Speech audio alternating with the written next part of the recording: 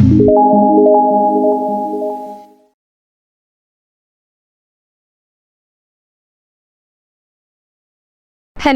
I am doctor Mohini Chikhalingde, MD Ayurveda. Dravyaguna Vigyan lecture series में आप सभी का स्वागत है।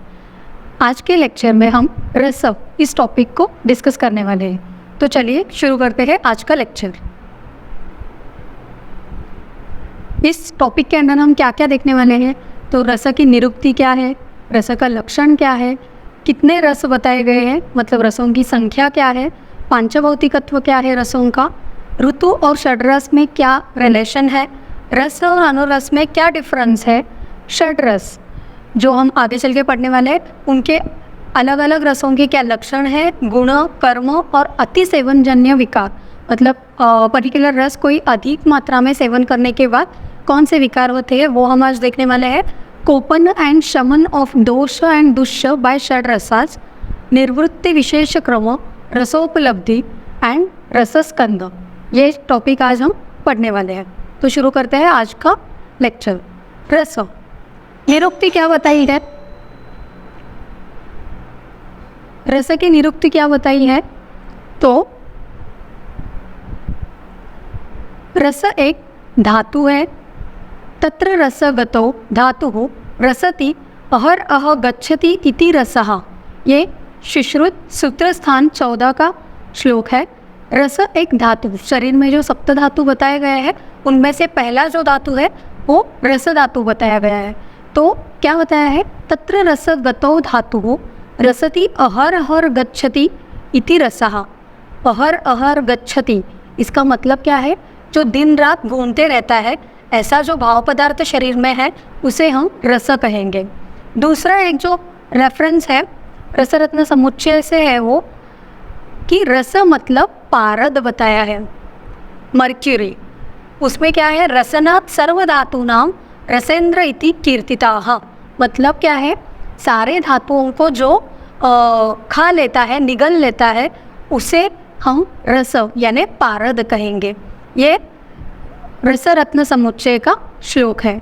फिर दूसरा एक जो बताया है, रसति भक्षयति सर्वान् लोहान् इति रसः, मतलब वही कि जो लोह को या लोह जैसे धातुओं को खा लेता है, भक्षण कर लेता है, उसे हम रस यानी पारद कहेंगे।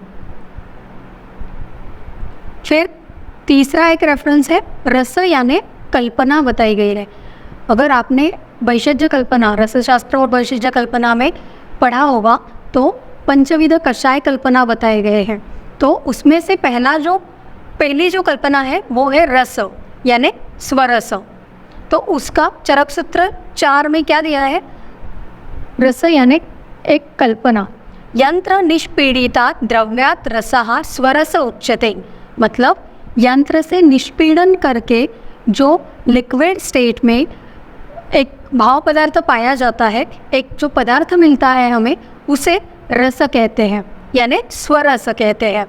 दूसरा एक जो बताया है, रस यानी गुण विशेष, रस्यते आस्वाद्यते इति रसः, ये चक्रपाणी जी ने चरक सूत्र स्थान 1 पर जो टीका लिखी है उसमें चक्रपाणी जी ने क्या कहा है, रस्यते आस्वाद्यते इति रसः, मतलब जो आस्वाद कर लेता है, जो रसना इंद्रिय यानी जिह्वा इंद्रिय से जिसका हम आस्वाद ले सकते हैं, उस गुण को रस कहेंगे। अब अगर आपको पता होगा तो पंच महाभूत जो है, पृथ्वी, आप, तेज, वायु, आकाश, तो उनके जो गुण या तन्मात्रा बताए गए हैं, तो उसमें आप महाभूत का जो गुण बताया गया है वो है रस। तो रस एक गुण विशेष भी है। तो इस प्रकार हमने देखा कि रस का निरुक्ति क्या क्या है। पहले तो रस एक धातु है जो दिन रात शरीर में घूमते रहता है। दूसरा देखा हमने कि रस यानी पारद, मर्क्यूरी, जो सारे धातुओं को, लोह को भक्षण करता है, खा लेता है, निगल लेता है, उसे पारद के नाम से रस को जाना जाता है। तीसरा देखा हमने कि रस एक कल्पना है, मतलब स्वरस, जो यंत्र से निष्पीड़न करके पर्टिकुलर द्रव्य से जो निचोड़ के एक लिक्विड पाया जाता है उसे हम स्वरस या रस कहेंगे। चौथा जो है वो है रस यानी गुण विशेष, कि ये एक पर्टिकुलर गुण है जो रसना या जिह्वा इंद्रिय जो बताए गए हैं उससे जो हमें अनुभूति होती है उसे हम रस कहेंगे। अभी हम देखते हैं कि रस का लक्षण क्या है।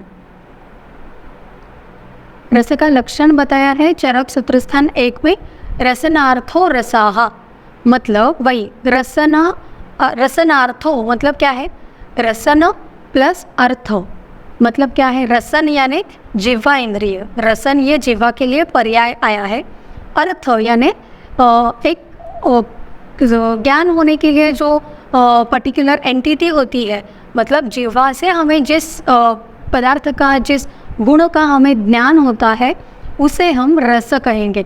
ये हो गया रस का लक्षण। रसनार्थो रसाहा मतलब रसना यानी जिह्वा इंद्रिय से हमें जिसका ज्ञान होता है उसे हम रस कहेंगे। तो टोटल नंबर ऑफ रस कितने हैं, संख्या कितनी बताई गई है, तो संख्या 6 बताई गई है, 6 रस बताए गए हैं, टोटल 6 रस बताए हैं। चरक विमान 1 में क्या बताया है, रसस तावत षट मधुर आम्ल लवण कटु तिक्त कषायाः, मतलब क्या है, रसस तावत षट मतलब 6 रस है, कौन से, तो मधुर, आम्ल, लवण, कटु, तिक्त और कषाय। ये जो 6 रस बताए हैं, मधुर, आम्ल, लवण, कटु, तिक्त और कषाय, ये 6 रस है। रसों की संख्या कितनी बताई है, तो 6। अभी हम देखते हैं कि रसों का पांचभौतिकत्व क्या है। ये पांचभौतिकत्व, ये पॉइंट बहुत ज़्यादा इम्पॉर्टेंट है, आपको एमसीक्यू के लिए भी आ सकता है और पीजी एंट्रेंस के लिए भी इम्पॉर्टेंट है, क्योंकि यहाँ पे थोड़े वेरिएशंस आपको देखने को मिलेंगे। तो देखते हैं रसों का पांचभौतिकत्व क्या है। पहला जो रस है मधुर रस, उसमें क्या बताया है, पृथ्वी प्लस जल, पृथ्वी महाभूत प्लस जल महाभूत, इनका आधिक्य होता है मधुर रस में। फिर आम्ल रस में जो बताया है वो पृथ्वी प्लस तेज बताया है। कौन, किसने बताया है, चरक और वाग्भट जी ने बताया है। पृथ्वी और तेज महाभूत का आधिक्य आम्ल रस में होता है, ऐसे चरक जी और वाग्भट जी कहते हैं। पर सुश्रुत जी ने क्या बताया है, सुश्रुत जी ने कहा है कि ये जल प्लस तेज बताया है इन्होंने, मतलब जो चरक और वाग्भट जी ने पृथ्वी प्लस तेज बताया था, वहीं पे सुश्रुत जी ने जल प्लस तेज, ये आम्ल रस का महाभूताधिक्य बताया है। फिर लवण रस का क्या है, तो लवण रस में चरक, वाग्भट और नागार्जुन, ये तीनों ने क्या बताया है, चरक, वाग्भट और नागार्जुन ने जल प्लस तेज, ये लवण का पांचभौतिकत्व बताया है। पर सुश्रुत जी ने यहाँ पे फिर से चेंज करके पृथ्वी प्लस तेज कहा है। मतलब अगर आपने गौर से देखा तो आम्ल और लवण में अपोजिट बताया गया है दोनों के द्वारा। मतलब सुश्रुत जी ने जो आम्ल के लिए जल प्लस तेज बताया है, वहीं पे चरक, वाग्भट और नागार्जुन जी ने लवण के लिए जल प्लस तेज बताया है। और चरक और वाग्भट ने पृथ्वी प्लस तेज जो आम्ल के लिए बताया है, वो सुश्रुत जी ने लवण के लिए बताया है। तो आपको ये ध्यान में कैसे रखना है कि आम्ल और लवण में पृथ्वी प्लस तेज चरक और वाग्भट ने बताया है, जल प्लस तेज चरक, वाग्भट और नागार्जुन ने लवण के लिए बताया है। ये हो गया चरक, वाग्भट और नागार्जुन द्वारा। इसी को हम उल्टा जब करेंगे तो वो सुश्रुत जी का हो जाएगा। फिर आता है कटु रस। कटु रस के लिए क्या बताया है, अग्नि प्लस वायु, यानी तेज महाभूत और वायु महाभूत का आधिक्य होता है कटु रस में। तिक्त रस में आकाश और वायु होता है, और कषाय रस में पृथ्वी प्लस वायु होता है। तो अभी आप कहेंगे कि कितना कॉम्प्लिकेटेड है, कैसे ध्यान में रखेंगे, तो इसको ध्यान में रखने के लिए एक सिंपल ट्रिक है, आपको रस क्रम से याद करने हैं, मधुर, आम्ल, लवण, कटु, तिक्त, कषाय। मधुर में क्या होगा, पृथ्वी प्लस जल यानी पृथ्वी प्लस आप, ये बेसिक जो पहले 2 महाभूत है ये मधुर में होंगे। फिर आम्ल और लवण को आपको ध्यान में रखना है कि पृथ्वी तेज, जल तेज, यानी तेज तो दोनों में का कॉमन है, तो आपको ध्यान में रखना है पहले 3 मधुर, आम्ल और लवण। इसमें क्या है, मधुर, आम्ल, लवण एक साइड पे लिख लिया आपने, तो राइट साइड पे आपको ध्यान में क्या रखना है, मधुर के लिए पहले 2 महाभूत हैं। कौन से पहले 2? पृथ्वी और आप। फिर वही पृथ्वी और आप जो आप हॉरिजेंटली लिखने वाले हैं उसी को आप आम्ल और लवण में वर्टिकली भी लिखेंगे, पृथ्वी और आप। सिर्फ ऐड करके आपको तेज लिखना है आगे आम्ल और लवण के सामने। ये हो गया चरक और वाग्भट जी द्वारा बताए गए रसों का महाभूताधिक्य। और इसी को हम जब उल्टा करेंगे तो ये होता है सुश्रुत जी का पांचभौतिकत्व। ये हो गए पहले 3 रसों का, पृथ्वी, मधुर, आम्ल और लवण, ये 3 रसों का हो गया। फिर अभी बचते हैं 3 रस, कटु, तिक्त और कषाय। इसको कैसे ध्यान में रखेंगे, तो वायु, वायु, वायु ये तो कॉमन है। अभी आप यहाँ पे देख पा रहे हैं कि वायु तीनों में कॉमन है, कटु, तिक्त, कषाय में। तो आपको सिर्फ यहाँ पे क्या ध्यान में रखना है, अग्नि, आकाश, पृथ्वी। अग्नि, आकाश, पृथ्वी कैसे ध्यान में रखेंगे, तो कटु, तिक्त, कषाय। अग्नि के लिए ओ के बाद आ आता है, तो अग्नि के बाद आकाश आएगा और फिर पृथ्वी लास्ट वन। तो ये हो गए रसों के पांचभौतिकत्व, मधुर, आम्ल, लवण, कटु, तिक्त, कषाय। मधुर के लिए पृथ्वी प्लस आप यानी पृथ्वी प्लस जल। आम्ल और लवण के लिए आप पृथ्वी एंड जल वर्टिकली लिखेंगे और तेज उसमें ऐड करेंगे, यानी अग्नि महाभूत उसमें ऐड करेंगे। ये हो गए चरक और वाग्भट जी द्वारा बताया गया पांचभौतिकत्व। इसी को उल्टा करेंगे, यानी आम्ल को लवण में लिखेंगे और लवण को आम्ल में लिखेंगे। ये हो गया सुश्रुत जी का पंचभौतिकत्व। 3 रसों का हो गया। फिर कटु, तिक्त, कषाय में क्या लिखना है, वायु, वायु, वायु। ये तो तीनों में कॉमन है महाभूत। फिर लिखेंगे हम कटु में अग्नि महाभूत, ओ से शुरू करेंगे। फिर आता है आ, ओ के बाद आ आता है तो आकाश लिखेंगे तिक्त में, और लास्ट वन कषाय जो है उसमें हम पृथ्वी लिखेंगे। ये हो गया रसों का पांचभौतिकत्व। अभी हम देखते हैं कि ऋतु और षड्रस में क्या रिलेशन है और उनको कैसे हम ध्यान में रखेंगे, क्योंकि ये जो पॉइंट्स है ये एमसीक्यू के लिए तो इम्पोर्टेंट है ही, साथ ही में ये आपको पीजी के लिए भी बहुत ज़्यादा इम्पोर्टेंट है। तो ऋतु और षड्रस क्या बताया है, शिशिर, वसंत, ग्रीष्म, वर्षा, शरद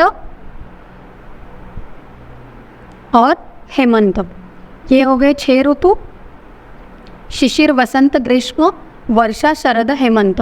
तो उसमें कौन से रस बताया है, शिशिर में तिक्त रस का आधिक्य रहेगा, वसंत में यानी शिशिर में हमें तिक्त रस का सेवन करना चाहिए, वसंत कषाय, ग्रीष्म में कटु रस, वर्षा में आम्ल रस, शरद में लवण रस, हेमंत ऋतु में हमें मधुर रस सेवन करना चाहिए, मधुर रस का आधिक्य होता है। तो इसको हम कैसे याद में रखेंगे, क्योंकि आप ही देखने में ऐसे लग रहा है कि कितना कैसे ध्यान में रखना है। तो सिंपल, आपको कोई एक पार्ट उसका कंपल्सरी रटना है या पर्टिकुलर सीक्वेंस से ध्यान में रखना है, तो ऑटोमेटिकली आप दूसरा पार्ट लिख सकते हैं। जैसे हमने अभी रस और पंच महाभूतों का देखा कि मधुर, आम्ल, लवण, कटु, तिक्त, कषाय, ये आपको सीक्वेंस ध्यान में ही रखना है। तो आगे क्या लिखना है इसके लिए हमने ट्रिक से याद में रख सकते हैं। तो यहाँ पे भी सेम है, आपको 6 ऋतु जो बताए गए हैं, शिशिर, वसंत, ग्रीष्म, वर्षा, शरद, हेमंत, ये आपको इसी सीक्वेंस से ध्यान में रखना है, शिशिर, वसंत, ग्रीष्म, वर्षा, शरद, हेमंत। और फिर इसके सामने हम जो रस लिखने वाले हैं उसको कैसे लिखेंगे, तो हम पहले शुरुआत करते हैं हेमंत से। मतलब आपने लेफ्ट साइड का कॉलम कंप्लीट किया, शिशिर, वसंत, ग्रीष्म, वर्षा, शरद, हेमंत। फिर आप षड्रस जो पहले के सीक्वेंस से है, मधुर, आम्ल, लवण, कटु, तिक्त, कषाय, वही सीक्वेंस ध्यान में रखना है। सिर्फ लिखना कैसे है वो ज़्यादा इम्पॉर्टेंट है, क्योंकि आपने लेफ्ट साइड पे तो लिख लिया 6 ऋतु, शिशिर, वसंत, ग्रीष्म, वर्षा, शरद, हेमंत। तो फिर अभी षड्रस आप शुरू करेंगे हेमंत से। पहले लिखेंगे मधुर, फिर एक छोड़ के आप यहाँ पे सेकंड पे लिखेंगे आम्ल, उसी के नीचे लिखेंगे लवण। सेम सीक्वेंस ऊपर के तीनों को है, कटु लिखेंगे, फिर एक गैप छोड़ के तिक्त लिखेंगे, फिर लिखेंगे कषाय। मतलब शिशिर, वसंत, ग्रीष्म, वर्षा, शरद, हेमंत। हेमंत पे आप मधुर एक छोड़ के आप आम्ल लिखोगे और फिर लवण लिखोगे। वैसे ही सेम ऊपर के 3 ऋतु के लिए करना है। कटु लिखोगे, एक छोड़ के तिक्त लिखोगे ऊपर, और तिक्त के नीचे मतलब बीच में हमने जो छोड़ा था वहाँ पे कषाय लिखोगे। ये हो गया ऋतु और षड्रस का रिलेशन क्या है। अभी हम आगे का एक पॉइंट देखते हैं, रस और अनुरस में भेद क्या है। क्योंकि आपको पता है कि रस और अनुरस ये दोनों एक साथ ही आते हैं, तो उनका क्या डिफरेंस है ये अभी हम देखते हैं। रस क्या होता है, ये व्यक्त होता है, शुष्क अवस्था में स्थायी होता है, मतलब स्टेबल रहता है, आदि में प्रतीत होता है, मतलब तुरंत खाने के बाद सबसे पहले जो हमें महसूस होता है वो रस होता है। यह हो गया रस, मतलब जो व्यक्त होता है, जो शुष्क अवस्था में स्टेबल रहता है, चेंज नहीं होता, स्थायी होता है, और जो आदि में प्रतीत होता है, मतलब शुरू की अवस्था में जो हमें महसूस होता है वो रस है। उसी के अपोजिट जो है वो अनुरस है, मतलब अव्यक्त रहेगा, या ईशत व्यक्त, मतलब थोड़ा सा ही वो व्यक्त होता है। शुष्क अवस्था में ये अस्थायी रहेगा, अनस्टेबल रहेगा, और अंत में प्रतीत होता है, मतलब ये सबसे लास्ट स्टेज में हमें महसूस होता है या उसके लक्षण दिखते हैं। ये होगा रस और अनुरस में डिफरेंस। रस क्या है, व्यक्त होता है, शुष्क अवस्था में वो स्थायी यानी स्टेबल रहता है, और आदि में प्रतीत होता है, मतलब शुरू के स्टेज में ही हमें वो महसूस होता है। अनुरस जो है वो क्या है, अव्यक्त है या ईशत व्यक्त, मतलब अल्प मात्रा में व्यक्त होता है, शुष्क अवस्था में अस्थायी यानी अनस्टेबल रहता है, और अंत में प्रतीत होता है, मतलब लास्ट स्टेज में हमें वो महसूस होता है। अभी देखा हमने कि रसों की संख्या कितनी है, तो 6 है, षड रस बताए गए हैं। तो हर एक रस का लक्षण क्या है, गुण क्या है, कर्म क्या है, अधिक मात्रा में अगर पर्टिकुलर रस का सेवन करते हैं तो कौन से विकार होते हैं, ये अभी हम देखने वाले हैं।